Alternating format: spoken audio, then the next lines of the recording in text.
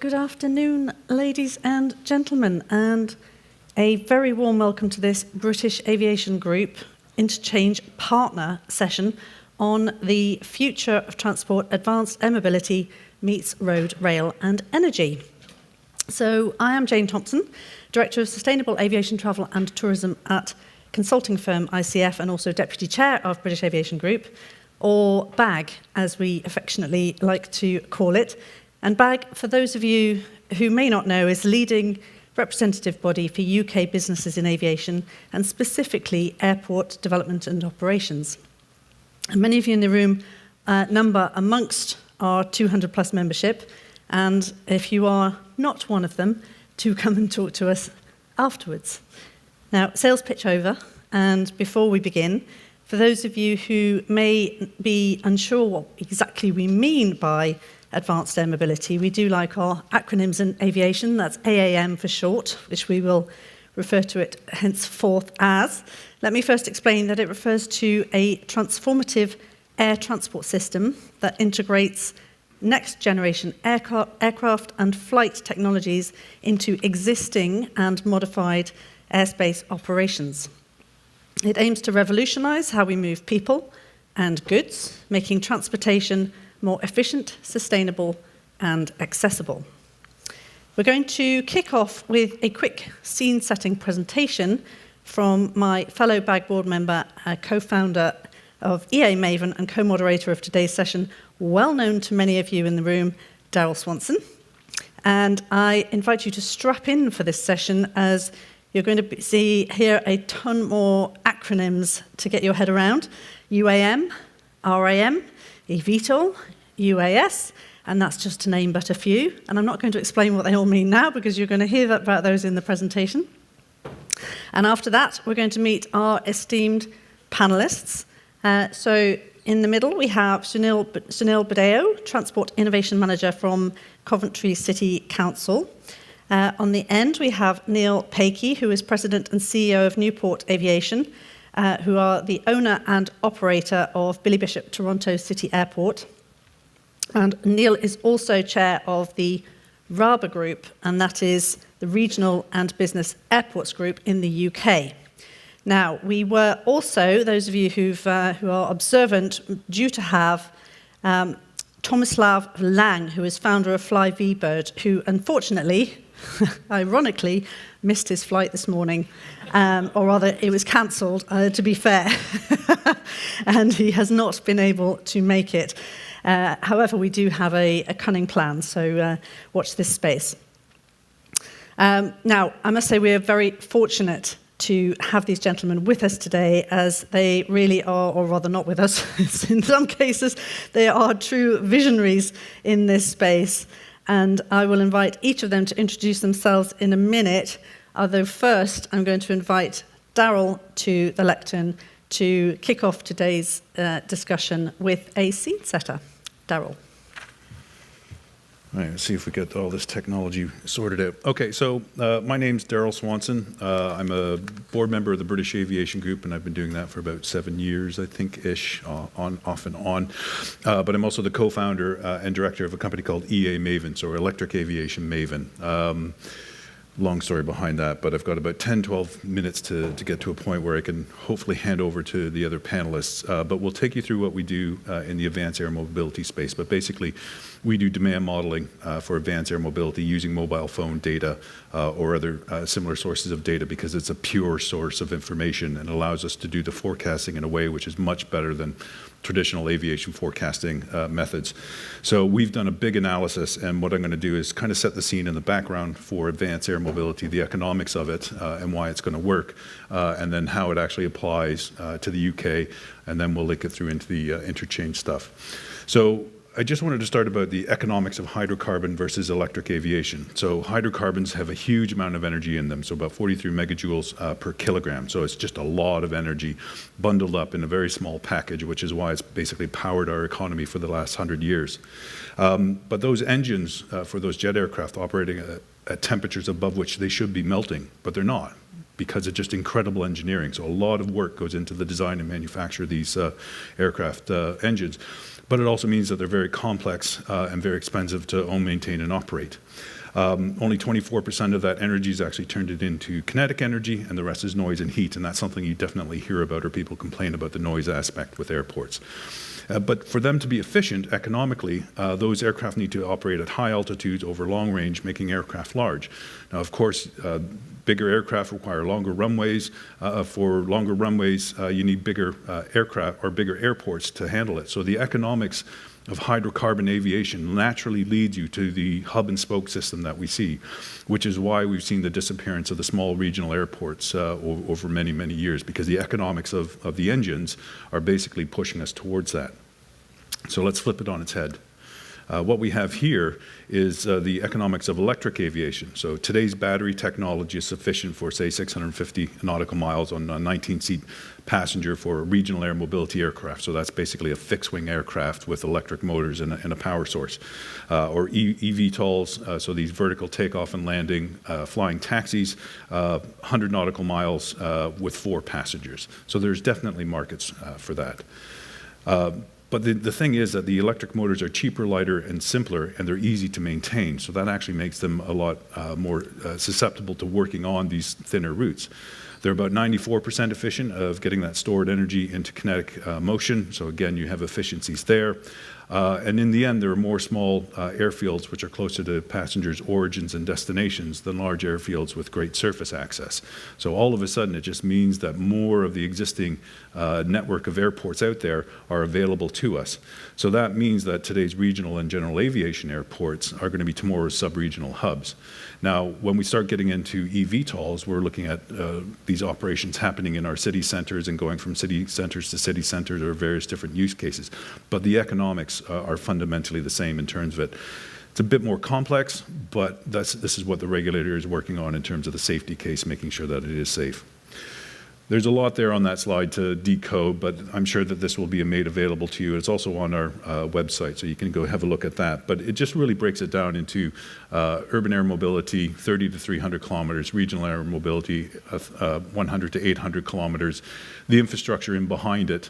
And that paper on the left, Distributed Aviation, if you want to download that, is basically a discussion of the economics of advanced air mobility and why it's going to happen and why it's going to be important in the next few years, and how do we integrate that into our transportation models. So basically, electric equals lower capital maintenance and operating costs than hydrocarbon.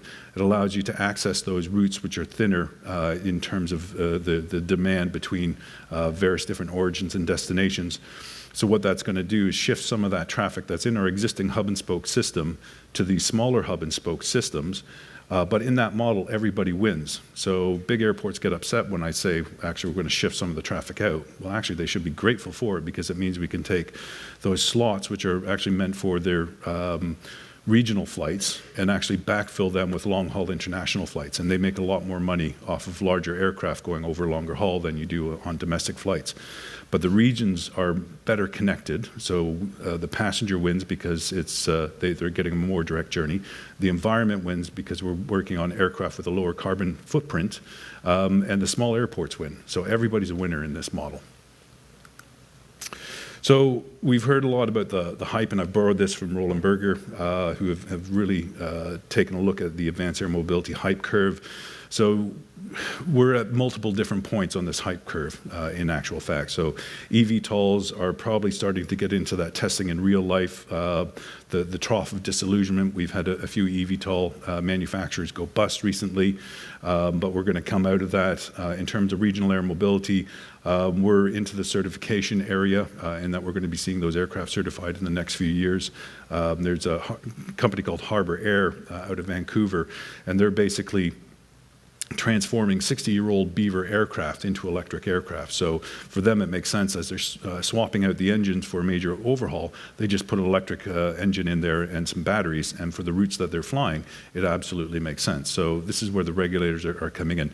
And just to really nail it, they will be certified at the same safety level as the current commercial aviation system. So orders of magnitude safer than current helicopter operations.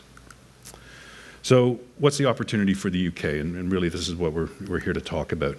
So on the left is regional air mobility. Those are the potential routes across the UK versus urban air mobility, and you have the average sector length there. So that's the kind of network that is possible, and this is the analysis that the mobile phone data allows us to do. So what we have is about 684 potential routes for regional air mobility from 63 airports, and urban air mobility, 994 potential routes between 264 population centres. So we've got the target market there, we've got the percentage of people travelling by car, purpose of travel, but the bottom line is about the time that they're saving, and this is why we fly. We fly because it saves us a lot of time. So 47 million hours for regional air mobility versus 27 million hours for urban air mobility. Now that has a value. So you go to DFT and you ask them what it's worth, and this is what it's actually worth to the time savings. Just the value of the time saved by people flying is about 1.1 billion back into the economy from regional air mobility and 615 million for urban air mobility. And when you take a look at the regional disparities, actually a lot of the benefit accrues to the north. So across Scotland, there's huge opportunities to put productivity back into the economy because of this type of aviation product. It's going to take 1,500 aircraft for regional air mobility, about 2,200 for urban air mobility, but we need to build a lot of vertiports, so we had 905 parking stands and 314 vertiports, but we can save a lot of carbon emissions because of that. So there's zero emissions at source, but we still have to count the cost of the energy that's produced at the grid level, especially for UAM. RAM, you can have hybrid types, and a lot of the aircraft are switching over into either hydrogen hybrid propulsion system, so hydrogen gas with a fuel cell powering some batteries and electric motors, or you have a hydrocarbon turbine and then a generator doing that. So depending on how you measure it, you get different numbers. But electric aviation and urban air mobility, 178 tons is what we're thinking of the carbon emission savings by getting people out of cars and onto roads. But we have an energy problem. So for urban air mobility, we need about 850 gigawatt hours power on an annualized basis, where we already have a grid that's stretched to its capacity right now, let alone where is that energy going to come from. For regional air mobility, we need 2.7 terawatt hours of power if we wanted to produce green hydrogen, and that would have to come from a green source. So we have a definite energy challenge in trying to get there. Lots of numbers in terms of the revenue, so definitely there is going to be money made by the operators, by the airports, but a lot of money will have to be spent on the infrastructure for urban air mobility. So there's no reason why we should have to rely on any kind of public funding to develop out that infrastructure. Somebody's going to make money, so we can come up with a funding model for that. We've looked at some just simpler numbers. So this was actually for Tomislav, who couldn't be here with us. So we looked at the regional air mobility market in the UK. If we had 7 different operators operating 15 different hubs, so kind of a step change to where we could go, we end up with about 307 million in revenue that could be generated through that system. But we need 1,158 pilots. So that's a lot of pilots to get trained in the next few years if we were to realize that. But there is a pathway through to that. But again, the training companies are going to make money, so they will absolutely put on what they need to do to try and recruit these pilots into the system. We've done the same numbers for urban air mobility, so half a billion there in potential revenue for that system. So there's going to be money made, but we need to try and sort out a lot of challenges to get there. So how do we integrate this with existing modes of transport? How do we solve the first mile and last mile problem, because it is a problem? How do we secure enough social license to be able to allow this new form of aviation, especially for urban air mobility? So with that, I'm going to pass over to Jane. Gentlemen, I'd like you to do just a couple of minutes each introducing yourselves before we launch into the panel discussion. Sunil, if we start with yourself. Right, thank you, Jane. I'm Sunil, Budhdeo, Transport Innovation Manager for Coventry City Council. And it's just a question to the audience. Hands up, anyone from local authorities? 2 of us. That's the reason. The reason I'm here is for us, when Darrell talked about urban air mobility, for us, we got involved in the urban air mobility or the urban sector with the drone, which was the vertiport that was demonstrated in Coventry as the world's first vertiport to be deployed in the centre of Coventry. That was our introduction to the urban air mobility, or eVTOLs, or drones as we know it now. But for us, it's literally very, very young in the market. But the end development is we've got to get when we are looking at the advantages, we're talking about urban. Airport to airport or regional transportation is sorted. But what we haven't done is we've not engaged with local authorities for them to understand. And we're putting our hands up quite openly to say, we don't understand, but we need the expertise from you guys who have sorted it out in the aviation industry. What is it that we need to do? And this is where we've started. So my journey started literally 6 years ago in this sector, and we learned quite quickly, quite heavily, and we are still learning, and I don't think we'll ever be fully au fait as au fait as you guys are, or the panelists, but it's useful to engage with that. So Coventry is a lead in transportation. Coventry developed the first bicycle. Coventry has got a very, very high and a long heritage of transportation. So this actually just ties into the next level of transportation. But how we integrate it, how is it going to benefit? Biggest challenges for us are public perception. What are we going to do? Are public going to be accepting eVTOLs, taxis, flying taxis, drones? And we have a plan. And as we have the panel discussions, we'll try and share that with you. But for me, a lot of authorities are now beginning to see the benefits, and I think it's worth making sure that they engage in the right way. One of the biggest challenges we've had is, it's not that we've sort of overpopulated our roads, but what we have done is our roads are overpopulated, and that's not through design, but it's just through the uptake of vehicles that are on the road. So if that's not big enough, we build a bigger road. And if that's not big enough, we'll, take the hard shoulder out and put another lane in. What we don't want to do is we don't want to make the same mistakes when we're talking about urban air mobility. When we're flying, we don't want to congest our skies, because one incident of any nature on the road, you can deal with it, but in the sky, it puts everyone at risk, and it puts the whole development of this urban air mobility into a very, very difficult situation to recover from. So that's where we are, that's where I am, and I'm hoping to get some useful information, but to share some good information with you as well. Thank you, Sunil, and we're very lucky to have you. I mean, Coventry have certainly been leaders in this space, and I would say not just in the UK but globally. So thank you. And Neil. Yeah, thank you. Interesting fact there about Coventry and the bicycle. I do believe Manchester invented the pram. So we're both early stagers in development. Maybe Manchester were thinking more about making babies than Coventry, our own conclusions. But just a way of background. So I was the picture there shows Toronto City Airport, where I was 48 hours ago. That's our gaff. So I was 14 years at Manchester Airport, and then went on to Liverpool Airport, and I've done a few other airports in Ireland and places. So I'm 47 years in the airport industry, and 47 years ago I was at Prestwick Airport as a 17-year-old, so it gives away my age.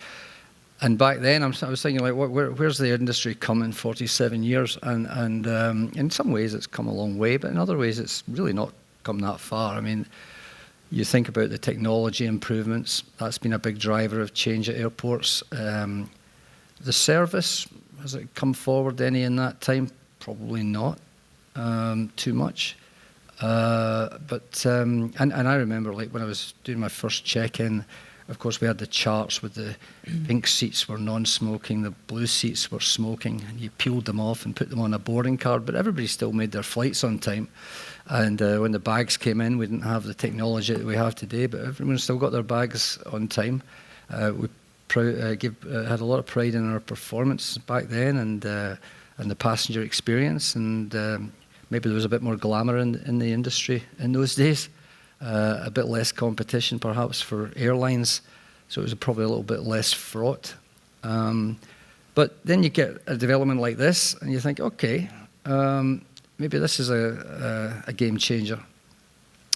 And at first, I think airports are probably a little slow to the party. You know, have to get our heads around it. Most airports tend to have a thing called a master plan, which has been corrected, by the way, over in the States side, because you can't use the word master anymore, you know, for connections with slavery and things. So it's going to be called the comprehensive plan, apparently. That's another tidbit for you.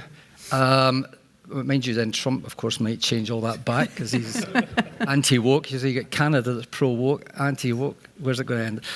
Anyway, so in terms of airport master plans, they haven't aware. You can advise me differently, but I haven't aware of many airports actually grasping this. So we're actually live in a master planning process or a comprehensive planning process for Toronto City. So, you know, I'll be actively encouraging our partner at Ports Toronto as well to kind of look at this much more seriously. And I think that's probably where most airports are, and actually embrace it within a 40-year vision. Because if you're looking at 40 years, you've got to have that vision. I'll just say about Toronto City Airport, it's ironic, is that the governing agreement for it, or Toronto City Airport, is actually 40 years old. And 1983, so 42 years old. And that governing agreement prohibits jets, and you still have political campaigners who will say no jets, even though there's actually no science to back it up. That, you know, there are the turboprops that come in are not as green as some of the jets around today, and so that's a continual challenge. We won a couple of big political wins there last year. The mayor of Toronto wants it to be a bird sanctuary. So we kind of managed to get her council to out-manoeuvre her, to give it longevity, some more extra years on the lease. And next steps is to modernise the agreement. So this kind of all fits in for us. And then we look at the location of the airport, and you're thinking about the urban mobility piece. And you know, I'll share some thoughts about that in a short while. But there's actually more consultation going on than you might think, and more persuasion going on, and involving partners like Bombardier and others in that process. But over in the UK with the regional airports, it is more about the regional side. So there's the two markets that you talk about, the regional air mobility and the urban air mobility. So for the urban air mobility, we're thinking, well, at the moment it looks like, you know, up to 4 seats, whereas for the regional we're thinking it's probably, you know, between 9 and 30 seats. And so for us, you know, regional air mobility, just to give you a flavour of it, might include from the Island Airport in Toronto, which is right downtown, as you can see, to places like Niagara, or to actually FIFA is an event 2026, maybe a bit too soon for some of the regulation around air mobility, but FIFA is actually a 30-minute walk from the airport. So, but I'm sure some high rollers would welcome a little taxi across, you know, some urban air mobility. So there's lots of opportunity in my world for both urban and regional air mobility. So I'll come on to that in due course. Brilliant. Thanks, Neil. So the big picture of what we've got today with our panellists is that we've got Sunil, who brings the city perspective, and Neil, who brings the infrastructure perspective with all your decades of experience working at a range of different airports, which is going to be fantastic to bring into this discussion. And then we've got pseudo Tomislav, who is going to be Darrell, who will bring the perspective from the OEM. So we've got a really holistic discussion to have with you, and how we're going to structure this discussion is that we're going to start with Sunil to have a little bit of a deep dive into the city perspective. Then we'll move to infrastructure, and then we'll move to OEM.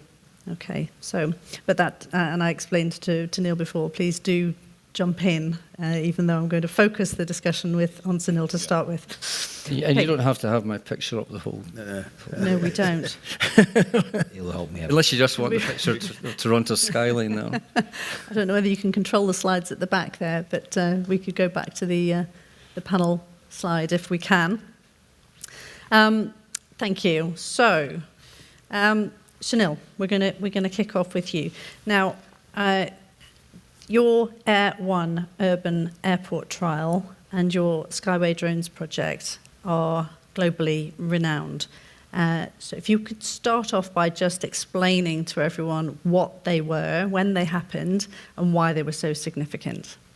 No, that's fine. Thank you for that, Jen. The Urban Airport project was actually funded by Innovate UK as the first round for Future Flights Challenge 2. And the reason and how we came about, as I said in my introduction, we're not in the air mobility industry at all as a local authority. No authorities were. I had a request from Coventry University, who I was seconded to help them to do transport innovation for autonomous vehicles and things like that. And the proposal came to me to say, Sunil, we'd like to do this project, and it's about building an airport, vertiport in the city. I said, what do you mean? It's about drones. Doesn't make any sense to me, but what does it involve? Well, it's building a drone which will be taking passengers, carrying a drone will take passengers from point A to point B. So I said, okay, it's interesting, it's challenging, it's different. I've always been one of those who feels that we've got to push the boat out to see what it is. So I actually signed for the project without telling any of my superiors. Just career move, a career limited move it was. Brave. But it was something that was a challenge. So we said, okay, if we're successful in the bid, then I will have to go and explain. So fortunately, we were successful, and it was funded by Innovate UK. And we were then able to demonstrate. Originally, we chose the site to be out near the motorway. Those who probably know Coventry, at the CBS Arena, which was formerly Ricoh Arena. And on one of their car parks, we thought we'll have it there, so at least it's not going to... But then when we had a long, hard think about it, I'm thinking, well, that's effectively a regional airport type of hub. Where's there going to be the benefits of it? So we then decided, I don't know if I did have an image to show, I don't know if we've still got it, but we put it right in the centre next to the railway station in Coventry. So outside our offices, you could see the vertiport being built. And that vertiport was actually capable of taking passenger-carrying drones. And it was the first it wasn't just UK, it was the world's first vertiport that was built, operational by Air One. And that gave us an insight of what the future looks like. And when that project came about, that's when the interest starts, because we showcased the connectivity as multimodal transport. So we had a railway station right next to it. We had electric charge points, and those who visited will remember, Darrell's nodding to say, it was a true multimodal connectivity demonstrator. You know, the city centre is literally 2 minutes walk away from that car park. And the structure was put up with no pylons dug at all. It was a floating structure. So that actually encouraged the politicians, when I talk about public perception. When we were putting it up, the public perception was, it's just a tent. Why are you putting it up a tent? It's an O2 tent. And, you know, it's a waste of council money, it's a waste of money. But when we opened it up, once it was built in 2022 and ready for showcasing, where there were 15,000 people coming to visit it over the 3-week period that we had it open. And the feedback was, we understand what the future's looking like. And what were the main motivations? I mean, was it to drive efficiency? Was it to meet Coventry's city green targets? Or was it to drive inward investment? Or what were you thinking in terms of the main motivation for doing this? So when I signed the documents, and for us, it's the targets that have been set by government to meet our net zero targets. Mm-hmm. How are we going to do that?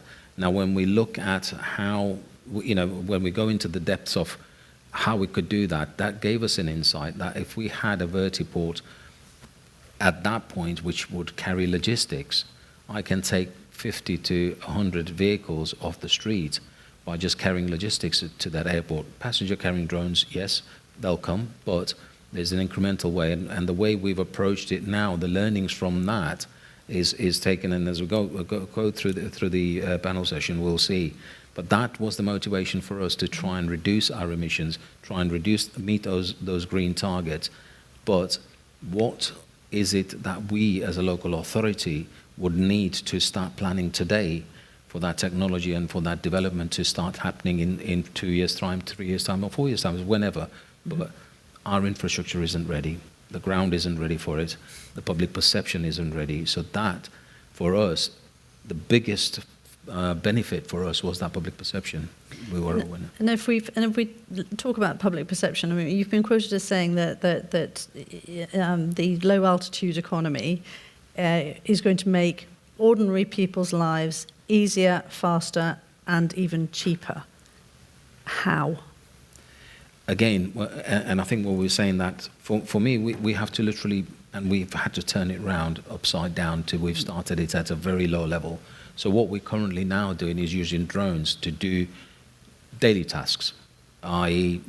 Doing bridge inspections, highways inspections. That has given us the opportunity to showcase to the politicians, but also to start building the infrastructure. While we're doing that, it's allowing to understand, what do I need? What's the level of communication do I need? Because the moment I lose communication on a drone which is carrying passengers, that's a bigger risk. But if I've got a drone that's not going to be killing anyone, what's the infrastructure I need? What's the communication modes I need? To put all of that in, that's what's given us that knowledge, or to understand, not fully, but we do understand. The way it's going to change is when we start, for example, if we had a development, planning development come through to say there's going to be 400 houses, part of that planning application will be now, or what we're saying to the local authorities, is you will allow for a vertiport to be built there. Because all of a sudden, now what we're saying is we've got a large vertiport which can carry logistics, but instead to take to that particular housing estate which has been built, rather than sending vehicles out there, we're going to start sending the parcels or deliveries by drones, and you have an Amazon box. But that's actually now created that flight path that we're looking for, given us the knowledge as to when we're looking at urban, inter-urban transportation. So sorry. I was just going to drill a little bit deeper into that one. You mentioned a couple of use cases there, the bridge inspections, the highways inspections. That's still quite remote from the ordinary person.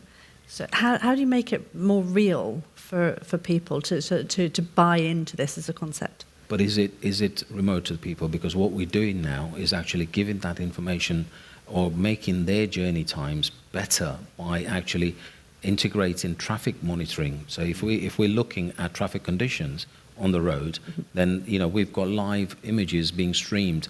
I'll give you an example that we've worked on in Coventry. Is all modern vehicles have a system called eCall. So if you have an incident, it will make an emergency call to the emergency services without you even knowing it. That's all in the modern cars. But what they do then is send all emergency services. So the fire, the police, and the ambulance will go out to that particular incident, and that's a waste of resources. Instead, if we send a drone out, the drone will do a triage service, stream those images live, and they can understand, do I need to? So that's where the public engagement comes in. So the buy-in for the drones and for passenger carrying drones, that's a good stepping stone for the public to understand that actually, is it saving lives, or is it's safe to fly, basically, in that drone? Because that, at the moment, is the perception. We had a big debate about, are you going to be delivering pizzas to the back doors?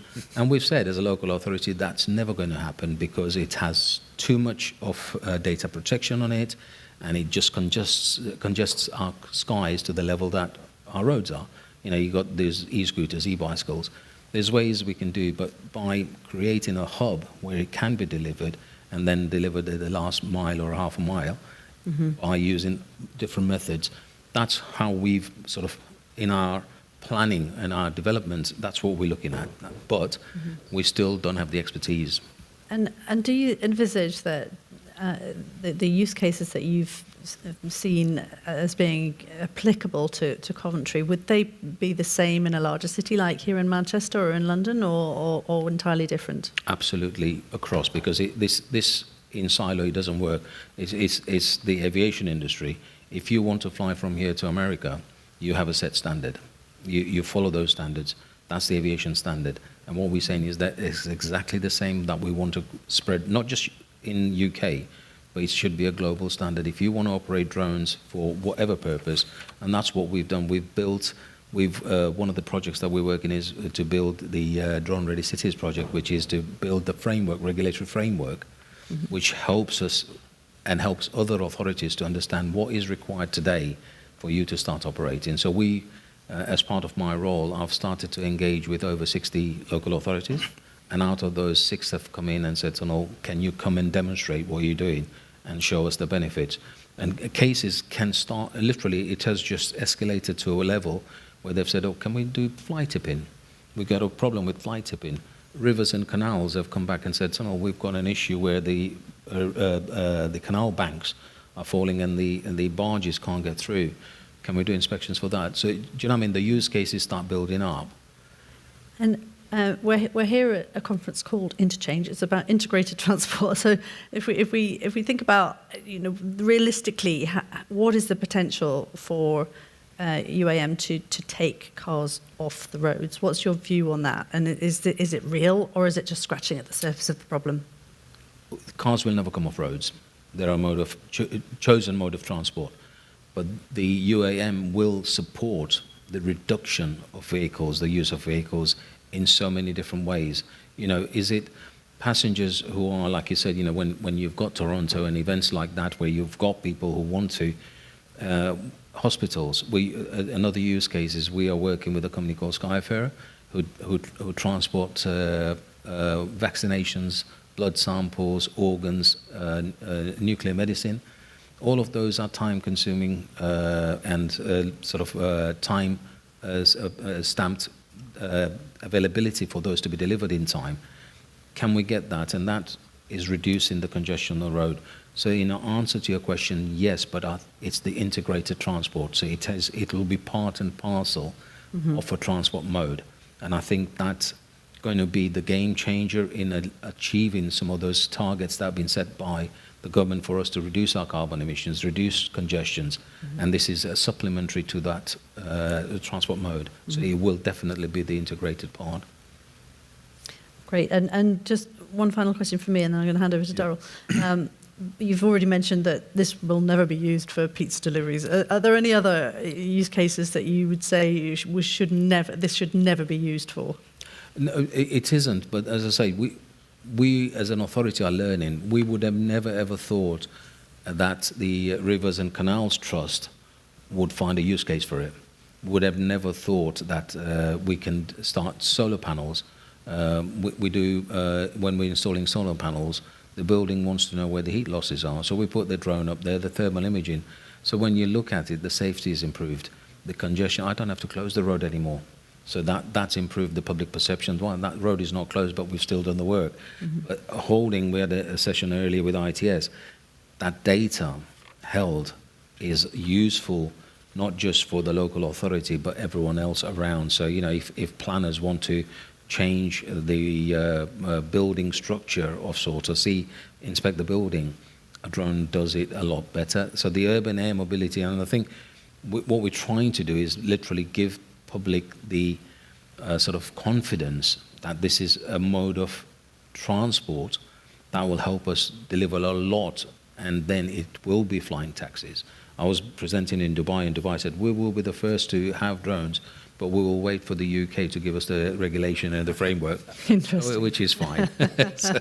Another whole topic if we have time, we'll come on to that later. But I'll let Darrell ask you a few questions now. I'm sorry, I'm looking at our list of questions, and I don't know many that he hasn't really addressed. But I would like to come to a couple of the key things, the experience that you've had with the Air One around social license or the public perception question, and how important you think that is in terms of securing the planning permissions for these new forms of infrastructure effectively, because you mentioned if you have a housing development, 400 homes, you want them to consider a vertiport concept. So my question is, in the work that you're doing and the information that you've gathered from the Air One example, what's the kind of feedback from the public because if we compare and contrast that to what happened in Paris last year at the Summer Olympics, they were supposed to have a flight demonstration with Volocopter, but the local authorities said no, it's not going to happen because they thought it was just going to be transporting the rich for those journeys. So they didn't see the social value in it.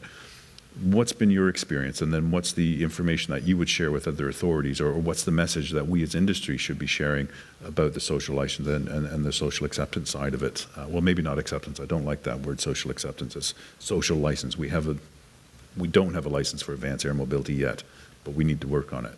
We do, and as I said, it was a career defining moment when I signed that document, and when I took it to my politicians. They're the key. Getting politicians on board to try and understand where the next steps are, to get that public perception. So when I told the politician that, look, we've won this project and we're going to do, and his response to me was, Sunil, are you telling me that you'll have drones flying in the skies with people's legs dangling outside? That was his response, because that's the level of understanding local politicians have. And politicians are the biggest advocates of something that they understand. So in answer to your question as to what we got them on board, they're really, really now in Coventry especially, and what we're doing is we're actually engaging with all other authorities, with our politicians, to say, look, this is something that it will make a difference to our lives, will save us the cost of doing certain amount of things, especially in this condition. So when they see the benefits of having that infrastructure, which is going to save them money but deliver a better service, that wins them votes. I presented to our scrutiny board to say this is what we're doing, and even in these conditions where we don't have finances, they turn around and said, this was literally 2 weeks ago, they said, Sunil, do you need any funding to carry on with this? I said, no, not at the moment, because what we want to do is we want to get it right. One of the things that we did is that public perception element was the challenge for us, because as they came in, we had, and to be fair, we had one negative, and I'm sure you were there, when we had one negative feedback throughout those 3 weeks, and that was an accountant saying, what a waste of money. And for us, the politicians' buy-in was the challenge. We've got them on board, and people now understand. So we have regular flights. We have events at the CBS Arena.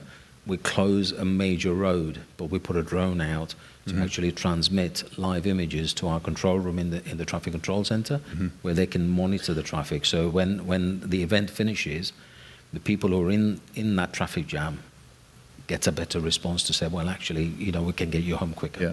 Yeah. So that I don't know if that answers the question. Yeah, no, that's great, and it actually leads me down a little bit of a path, because I'm just kind of wondering what your experience has been in terms of the planning legislation framework that we have. Is it fit for purpose, and what needs to change to be able to enable this kind of infrastructure to be built, and what should we be thinking about in terms of how we integrate it with the existing modes of transport? Like, what advice would you give to local authorities or to investors in the infrastructure in that space? When we had the Air 1 application come through, it was supposed to be only for 28 days. The current planning applications are, if you've got something there for 28 days, you don't need any planning permission. But then we hit COVID, so the structure was set there, and it was there for 2 months. Planning team people came back and said to us, oh, you need planning permission. So what do we want to do? Well, we don't know. So we did a mock planning application with Catapult. So that way our planners started to. They still don't have the full knowledge. Where, in answer to your question, where does it, and this is what I was saying, we need to engage with the aviation industry. When you're building the airports, we, as a local authority, would say, yes, you've got planning applications to do that, but you know exactly what you need to put into your infrastructure, what the applications are, but we don't have that experience. Now, engaging with the wider community, as a local authority, we would understand what is it that we need to put into the urban environment. What is it that the planner needs to say, if you're building that, this is the minimum requirement. So at least we're all in the same level playing field. So, when we are between region, urban region, and international flights, there's a standard that follows. So, our skies are the safest, and we want to maintain that. So I think engagement with the developers, but also with the experience that you guys have for local authorities to understand is a key. Right.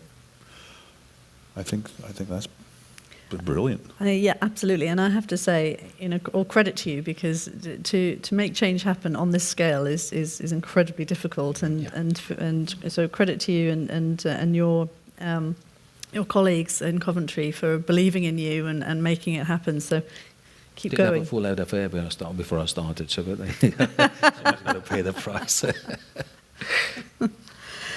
Marvellous. So we move on to Neil. Right. Yeah. So I'll kick off on that, Neil. So just a bit of clarification. I am Canadian. I'm not Irish, and I'm kind of mid-Atlantic. So I kind of have a bit sympathy for the environment that Neil has been working in, and my fellow Torontonians, because I came from just north of Toronto.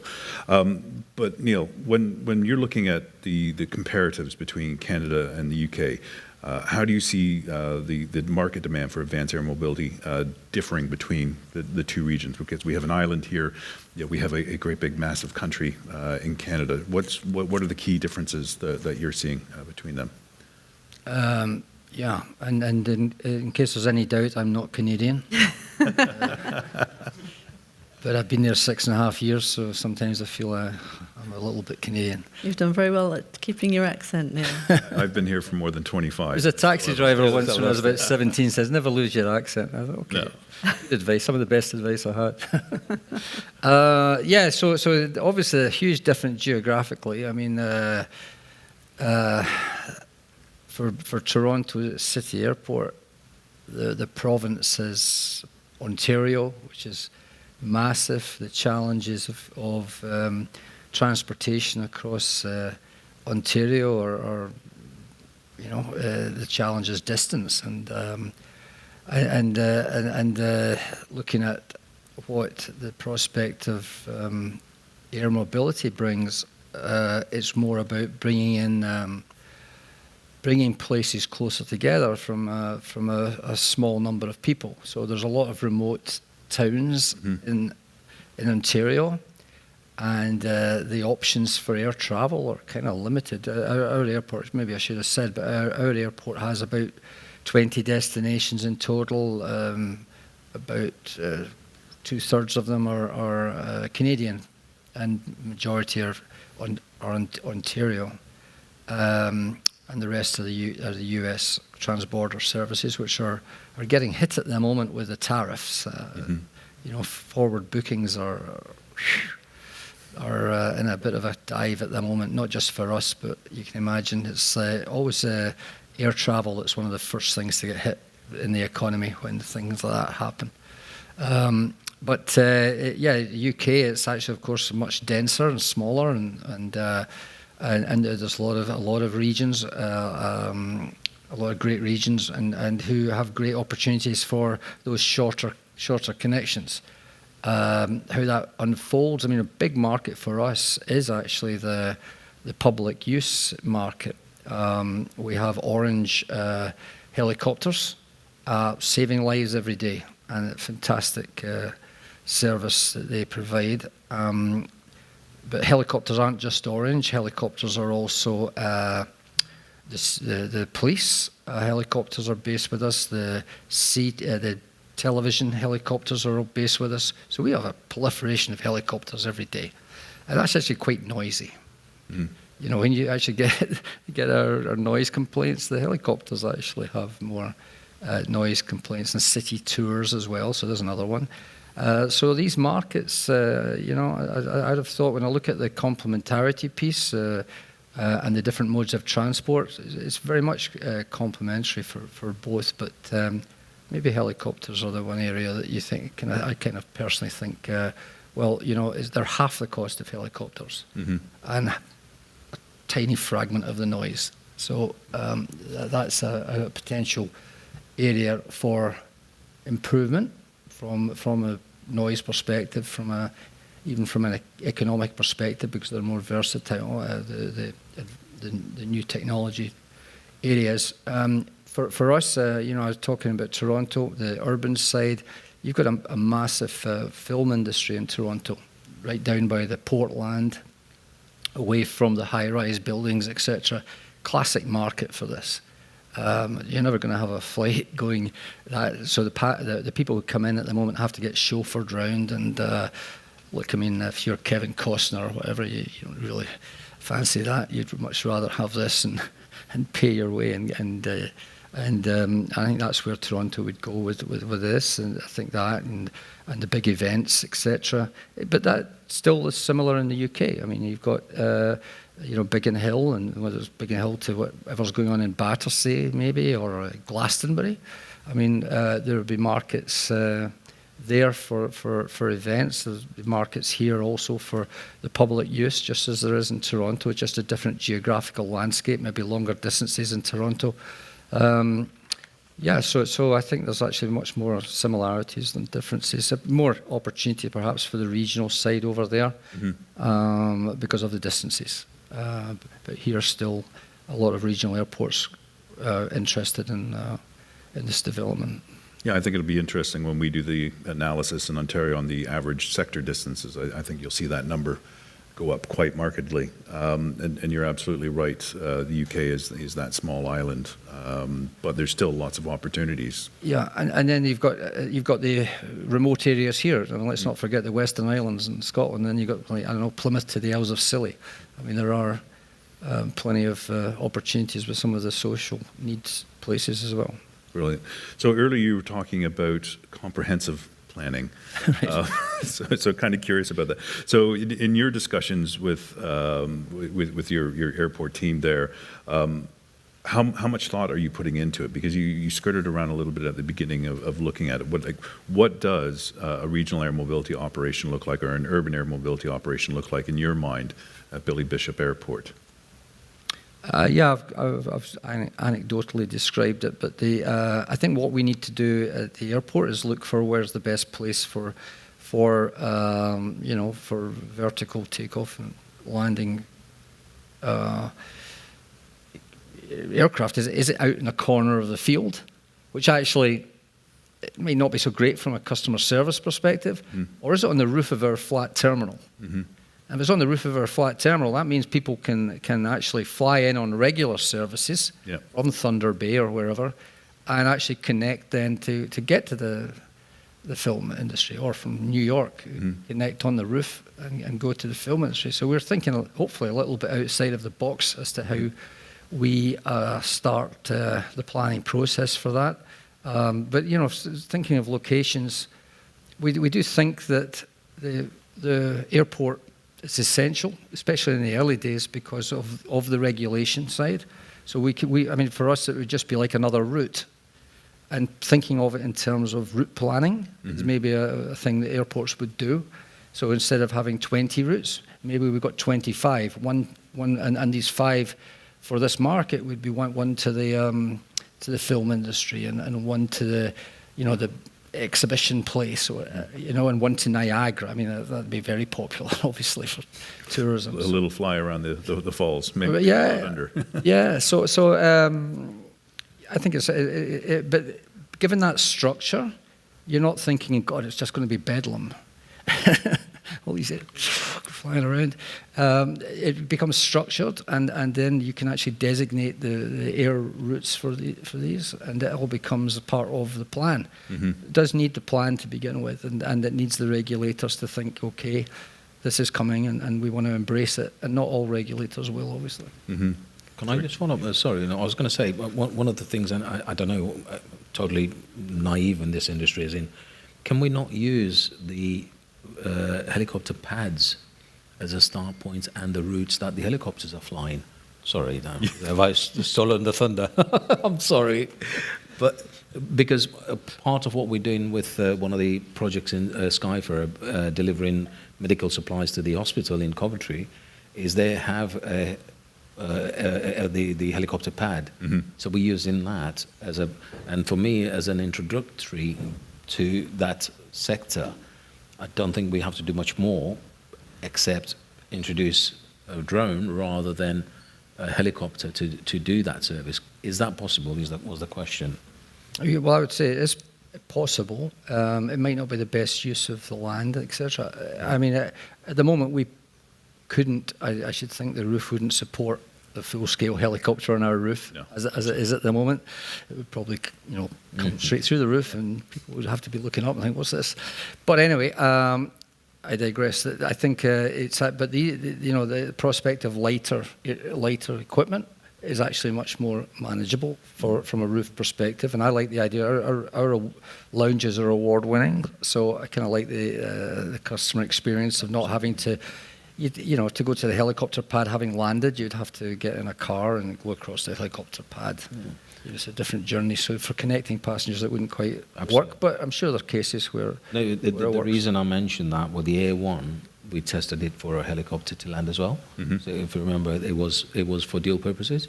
So initially it would do that, and you quite rightly, the experience for the passenger would be the best to be in the terminal, from terminal flights and into that. So that I agree with you on that, to make that journey much more better. But it was just a thought to say, how much more can we do with the existing infrastructure? And there's plenty of airfields where that would work, for sure. Thank you. Sorry, Dan. Right, sorry, I just need to check that one off.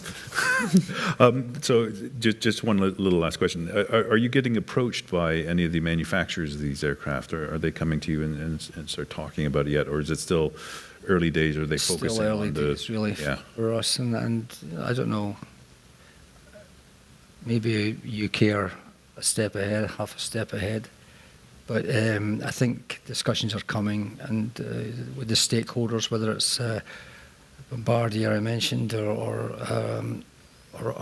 others, and of course with the local planning authority. You just don't want to set something running when there's other priorities. And for us, as you know, with Toronto, when just getting our license modernised is a start. Maybe when we get it modernised, we'll be able to build this into the modernisation. I mean, there's an agreement. Our governance agreement, 1983. Imagine, I think Thriller was #1. And before internet, obviously. Yeah. So and we're stuck with based on noise restrictions on very outdated science. So we've got to get that changed as well, so that we can embrace this new technology. So lots of opportunities. Lots of opportunities. So there's a real challenge here is about the chicken and the egg, and what comes first, and integrating into dual operations. But continuing with the theme of integration, and given we've got hopefully lots of people from the road and rail sector in the room, have you put much thought in, as an airport operator, into how you would integrate with the RAM sector into road and rail? Yeah, I mean, I'd say no. No, I think again it just needs kind of joined up a bit, and joined up thinking. And we have a airport there, and there's plenty of airports here, and there's the regional airports that have good surface connections by road and rail. And I think what you do is, when you can attract more people in, of course that boosts the economy, and in doing so, it boosts the number of users and more to go around. So it's not like you're taking pieces of the pie away. It's an increasing pie. I mean, Toronto's going through population explosion. I think it's now #4 city in North America for population, and it's got the more cranes in Toronto than the other top 4 cities in the US. It's just like, so for us, it's a case of like we need to improve surface access. I mean, for some reason, the rail operator, the transit operators haven't prioritised coming to the airport. And it's like, come on, guys, last mile connection, priority from the city's perspective. So, yeah. And with your, I'm interested to just switch your hats right now and put your RABA role on, because I think that's bringing it back home, as it were. And I'm very interested to hear to what extent, if at all, and again, you can say no, because that's an interesting answer in and of itself, to what extent your RABA members have started to think about integration of AAM into their operations. Yeah, to be honest with you, it's a mixed bag. You get some airport directors who would say, well, nah, it's never going to happen, or it's not in my lifetime. I'll be drawing my pension by then, and then you've got others who are on the front foot, and saying let's embrace Who are this. they? Who are the ones who are on the front foot? Can you name them? Probably not. Chris, can I name any? Blackpool, yeah, okay. Absolutely. Southend, Yeah, Southend, big opportunity in Plymouth. Doncaster, Doncaster, yeah. Oxford, Scotland, yeah. Scotland. You get Biggin Hill and Yep. Farnborough looking to get people into London. So, but he's Thanks, right, Chris. It's a real mixed bag. Some have got bigger problems. Good answer, Chris, thank you. That was quite a long list, I'd say, of those who That's are good. I mean, looking at Go it. to every airport and tell you who is, but I won't do that. Yeah. So I'd say if we've got 44 members, there's probably a third, I would say, that we're on that page. That's a more positive answer than I was expecting. Right. So that's good. But, the I fact see that... it's opportunity. I mean, like, you've got a lot of smaller airports who are seeing it as a potential revenue opportunity. And they have so many interests other than just the commercial passenger. And quite a few of them have had to focus on areas of interest other than the commercial passenger, the pilot training and cargo. And So I think logistics will come into quite heavily because the smaller airports, as you say, the revenue isn't there for them. All of a sudden, this could be a real good destination for logistics to come in, especially when we're looking at... And also the social need point and the regional need point. So a lot of, the way the aircraft industry's gone and planes have got larger. So, if you've got your average plane, I don't know, 100 seats, 100 seats is too many for a lot of the regions. So actually coming back to the regional market of 30 seats or even 10 seats actually makes sense for those markets. And region to region makes more sense. And there's a lot of upfront planning and research that has to be done, as Sunil has done in Coventry, and that comes with a price tag. That's not free before this starts actually being revenue generating. How are your members funding that? Is it out of their own pockets? Yeah, quite a few. I think are working with the councils as well, Chris. Yeah, we're collaborating with the councils. There's one or two are already doing drone operations, such as Inverness, flying up to the outer islands in Scotland. Remote areas, this would be one of the places that happens soonest, because the cost to fly packages or to eventually fly people would be cheaper than maintaining railways or roads, and start to become quite an attractive alternative. I do think there's across Ireland. I mean, how do you get to the Isle of Wight? Think about that now, and that could be a very interesting market in the future. And you're starting to see some of them are looking at the moment, we don't have the aircraft to serve the routes. If we get the aircraft coming through, which we're hoping to do in the next 3 years, then that's a different, and everybody will start. There are a number of startups that are looking to buy these aircraft and are looking at opportunities. And there's some very good examples of facilities that are being designed specifically for purpose. There's one in Vista Aerodrome, which is, I think, going to be an exemplar of people will go and see. So it's just right at that early stage, and basically cities and towns that want to get in early. This is a really big opportunity for you in the longer term. This is excellent audience participation. Yeah, Thank you.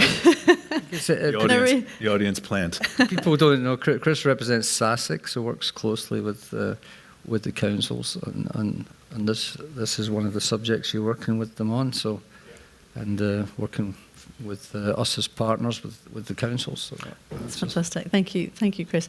And an excellent segue into the aircraft piece. Yeah. Which we will switch to now. And if we may ask our colleagues at the back to switch to the short video that we have, in place of having Tomislav himself here, we are going to show a short video, if we may.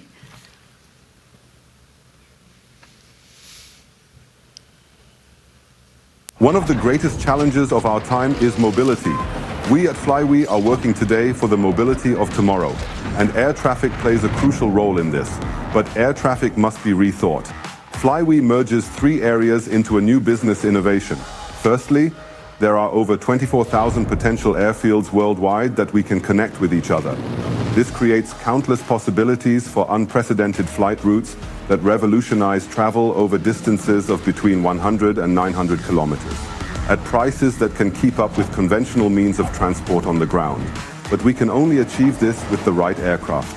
Therefore, secondly, highly efficient small aircraft are available for our launch, and in over 150 projects worldwide, the first electrified aircraft are being developed, which can be seamlessly integrated into our concept after they have been approved. In this way, we are laying the foundation for the sustainable air traffic of the future. And last but not least, we come to the third point, our AI-based app, which focuses on the needs of customers and perfectly matches the demand for the desired travel destinations with the availability of our aircraft. The app also calculates the optimal flight routes and helps us plan and implement the perfect flight operations. This creates a global innovation, on-demand air mobility, a business model with unprecedented growth potential, and thanks to existing infrastructure, state-of-the-art aircraft, and AI-based logistics, we can start immediately and generate revenue in the initial phase. I am the AI-generated avatar of Tomislav Lang, and I know that if you want to redesign the future of air travel together with flyv, the real Tomislav Lang will be happy to help you. Get in touch with us and become part of our investors. Welcome on board. So we have another kind of AI-generated Tomislav Lang right here.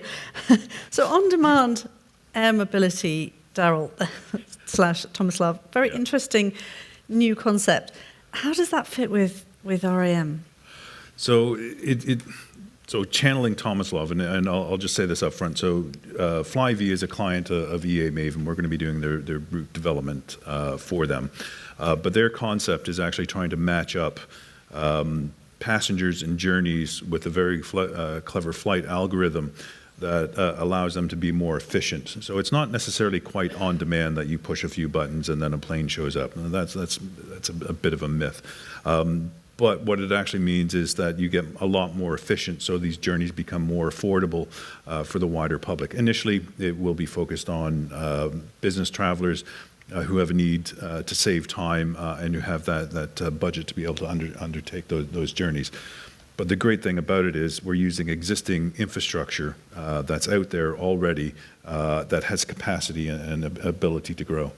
And do you think it's realistically going to be able to compete with road and rail going forward? Yeah, absolutely. So the journeys that Tomislav generally talks about is journeys from the north of Germany to south, where the only options are 6 or 8 hour train journeys or 6-8 hour road journeys. And we have the same examples in the UK in terms of some of those journeys where unless you're traveling between the main cities, it's actually quite difficult. So what he's looking to do is build a system and a network that actually shaves that time down to 45 minutes or an hour flight at most. Because we've got to remember there's no toilets on these aircraft, so we're actually limited by the bladder factor in terms of how long somebody's willing to beat without access to a toilet. We've got a paper on that, by the way. So he's really looking to try and find those journeys that make sense, that save the traveler a lot of time, because in the end, we fly because it saves us a lot of time. And we're just bringing it back around to the sub-regional distances. And who are going to be the main users of this at the outset? Yeah, so like commercial aviation, regional air mobility and urban air mobility is going to be dominated by business travelers. And partially that's because the aircraft will initially be expensive. But why is that any different from commercial aviation in the 1950s? Because if you take a look at the passengers that were flying on those journeys, it was dominated by business travelers, and they always open up new routes. And then as you get more capacity within the system, then the average fare starts to drop, and then more of society is able to access that. So what we're predicting is that because of technology has changed so fast and we're able to do this a lot quicker and produce these aircraft, we'll see that the production of aircraft really starts to ramp up. And then what you'll reach is something called commoditization, and the prices will come down. And we're predicting the evolution of what we call electric low-cost carriers, so the low-cost carrier model, but with electric aircraft. And what's the realistic timeline of him being able to integrate electric aircraft into his fleet? So flyv is actually having their first flight on the 5th of May this year. electric flight? Or? So their first aircraft that they're flying is the Tecnam P2012, which is a twin-engine aircraft, and it's actually a piston aircraft as opposed to a turbine, so which is quite interesting, and it's a very good little workhorse. At EA Maven, we've done a lot of the analytics in terms of the cost per route, and you can quite easily get fares down to less than £100 one way for some of the flights across the UK. So that's very competitive with some of the existing rail. My trip up here from Newbury, it was £195 return, but it took me it's going to take me 4 hours each way. So that's a whole day that I'm spending on a train. And I know I can do that trip by air in about 45 minutes, 50 minutes from airport to airport. A bit of time on the front and back end, but that's why we fly. And what are the main limitations of this concept? I think some of the limitations are going to be about getting aircraft in there. It's going to be about getting the pilots trained for it, because we're going to need pilots for a good long time. But where there's a wallet that's big enough to pay for it, there's going to be people that will come into it. For the urban air mobility side, it's energy. That's going to be the hard part. But what we're seeing in the regional air mobility market is a lot of the OEMs, so the manufacturers of these aircraft, are going to a hydrocarbon turbine hybrid system. So they have a small turbine generator powered by hopefully SAFs that charge up the batteries and see them throughout the flight, so they don't have to rely on either electricity at the airports or hydrogen. And we've seen some of the falterings of companies like Boeing and Airbus who are setting back their hydrogen aircraft programs. But that's in recognition that we haven't quite got enough of the hydrogen economy to be able to enable that. And that's a whole topic in and of itself. And let's finish on a positive note before we go to a quick Q&A. So I've asked you about the main limitations. What about the main opportunities? So I think the main opportunities, other than making a lot of money, which is a big opportunity, but it is actually saving people a lot of time on those journeys that they would otherwise be spent either traveling in a car. So I think 82% was the number from our Regional Air Mobility Index in the UK. So 82% of the journeys between the 63 airports that we analyze are undertaken by car. So that gives a great opportunity to allow people to be more productive so that they can be contributing more to the economy through higher productivity or spending more time with their family and children, if they like to spend time with their family and children, that is. But then that just puts money back into the economy because of the time that's saved. But then there's all the jobs that are going to be created for it. And I think as we talked about in terms of, well, Chris mentioned the idea that rail assets on underutilized routes are very expensive to maintain. Chances are there's an airport up there anyway that we could be utilizing. And if we talk about public service obligation flights in terms of connecting those remote communities, actually it's a great opportunity, because with that funding pot that we have, which is powering expensive hydrocarbon aircraft, actually the number of routes means that pot is effectively bigger, because we can do it for a lot less money. So it means that we can offer more opportunity for those remote communities. If I just add one extra Yes, of course. important opportunity, it's an opportunity for the industry to be cleaner, greener and quieter. Great place to finish. Yes. Thank you, Neil. Couldn't have said it better myself. So hopefully we're up at time, but we have got a couple of minutes to have some questions. Do we First have a one roaming over there. mic? I don't know whether we have a mic, but we have it's a small room. If you'd like to stand up and tell us who you are, and shout. I'm not sure how much I want to stand up, but my name's Tomislav Lang from There you go. There's a microphone. Thank you.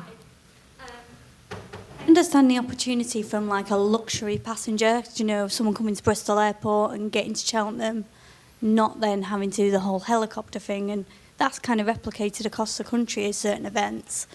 I don't understand how that's going to help us from a sustainability road access situation. That's kind of where I'm drawing a blank, because taking one or two helicopters out of the sky or limos or luxury cars, I don't think that's going to solve the problem, but maybe I'm missing something. That's a great challenge. Who would like to tackle that one? No. Quite rightly, it is for the elites if you want to look at transportation, but when you look at bringing logistics into it, daily operations into it, that urban air mobility side of it will really make a difference for us as a local authority. It's already making a difference because I'm not having to close a road to do a bridge inspection. I can do that by sending a drone up there, checking, and then the visual impact is then assessed in a matter of hours rather than days of closure. If I'm looking at getting logistics into a housing estate, I'm taking 15, 20 vehicles off Amazon or the post office or whoever. So that reduction on the road in congestion gives you the better value. So, when we're looking at transporting passengers, that will come in as a bonus because, yes, it is for the elite, but once it starts scaling up, as you were saying, then it becomes an affordable mode of transport as well. But because it's such a new sector in that transport industry, it is like you were saying earlier that, in the early days, the flights were costing a lot of money. As it is now standard, it will come down. But it's a bigger case that we make out as local authorities to say it's another mode of transport. I think the public use side as well would be one of the early starters. I can imagine Orange is our big medical helicopter facility, and there's a lot of helicopters up there, and for those that's a less noisy environment for the city urban dwellers of Toronto. Now, I'm not saying that's going to be the case at every city in the UK or every region in the UK, but I think you'll find that the public use side will be very efficient as well, from a health benefits and life-saving. So I was going to say to the helicopter question, if you can take one helicopter out with an eVTOL operation for Cheltenham or for the Formula One, that actually becomes the biggest heliport in the world for a couple of days. Replace those with electric aircraft, automatically you're saving a lot of carbon emissions for that. Yes, the high net worth individuals are still undertaking their journey. We have an immediate reduction in the carbon impact and the noise impact through those kind of use cases. But yeah, the faster we get to commoditization, the quicker the benefits are spread around society. And there's an analogy that we talked about earlier on, Darrell, which is the car. Yeah. And if you look back at where we started with cars in the early 1900s. We need faster horses, isn't it? Yeah, and there were people had to stand and walk in front of the car with a flag because they were so new, and people took a long time to get used to the car, and it was for the elite in the very early years, and look where we are now. So you're absolutely right to challenge this on that basis now, but going forward in the future, the intention is that it will become, as Darrell says, commoditized. I think we had another question. Sorry, I think you were next, this gentleman here, and then we'll go to yourself. Right. Here. This gentleman. Oh, sorry. There's some work being done that you can get for the price of one air ambulance. You can get 4 or 5 eVTOL. So you'd be able to have a much greater network out of the same place. I also think we're going to get to a point and getting elderly people or people with movement difficulties, getting on and off ambulances, and the ambulances are. This is going to be something that can operate into hospitals. We tend to have pads on the top of the buildings. It's going to make it rather more easy. You've got to find somewhere close to their home to get them onto the aircraft. But these are the public uses, and when the public, we've seen from surveys, I think what happens when the public see these public uses, they become much more favourably inclined and much less worried about noise and all the other things that go with it. So I think Neil's right, the public service dimension is a very important one. Thank you. This gentleman here. Thank you. Okay, if you can say who you are and... Yeah, Stuart Watkins from Crown Commercial Service. So two questions. Just a question to the panel in terms of how are you going to leverage the mayors and the devolution agenda? Because I know the mayors will be very pro this. They want to be connected. Manchester wants to be connected to Edinburgh. And a bit of a use case, so this is me just being a bit of a maverick myself, is that there is just imagine 10 years from now, you've commoditised this for the away sports fan. So all those sports fans that travel and follow their clubs around the UK and around Europe, how could it work for them? How could you commoditise this in terms of a future protection, in terms of what would it look like for them? Thank you. Who would like to tackle that? Following teams around. So as you get to commoditization, that's assuming that you have a certain number of aircraft available in the system, and if effectively the price falls down to a point where they're operating just above their operating costs and make enough money to keep their investors happy. So that just means that there's a lot of potential operations going back and forth. And I would say our commercial aviation system is at that point because we have low-cost carriers. And so effectively it's that competition which is driving down price. And that's what's going to enable those kind of journeys. But ultimately the impact is that just allows greater mobility than other modes of transport. Like, I think one of the things we have to think about is that first mile and last mile, because we really need to try and not put single-user car journeys on the first mile and the last mile of those trips. So we need to have mobility as a transport, or mobility as a service, which I know is a term used constantly across transportation. So we need to join those kind of things up just to enable those type of journeys. But it will come there in time, presuming that we can get the infrastructure. Which is why we need local authorities to really get on board with this, and the politicians, because without their support, we don't get the infrastructure. If we don't get the infrastructure, then we may as well just go home on this subject. And I think the challenge is, in answer to your question, the challenge is that infrastructure. What is there a vertiport next to the ground? Is that going to make it easier for them? As a local authority, would we want to put a vertiport next to it? Is it beneficial? Is it next to a housing? Can that be a logistic hub? Maybe we'll look at it. But if it's not beneficial to the wider perspective of what we're looking at, then we wouldn't be. So that wouldn't be a case where they can travel, because currently they're traveling. What is the use case? Can we make it so it is beneficial all around rather than just those who are elite travelers?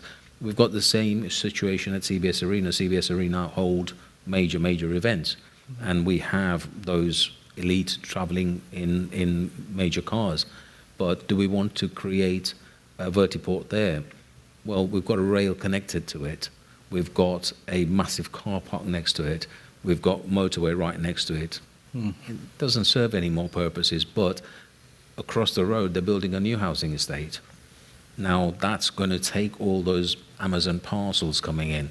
Can I put a vertiport there that does delivery as well as then the last mile can be the autonomous vehicle? It's looking at exactly what we said, mobility as a service and how it ties, and coming back to what this it's the integration of transportation.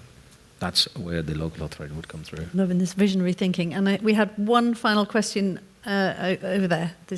We'll make this the last one because I realise we've run over. I'll keep it short.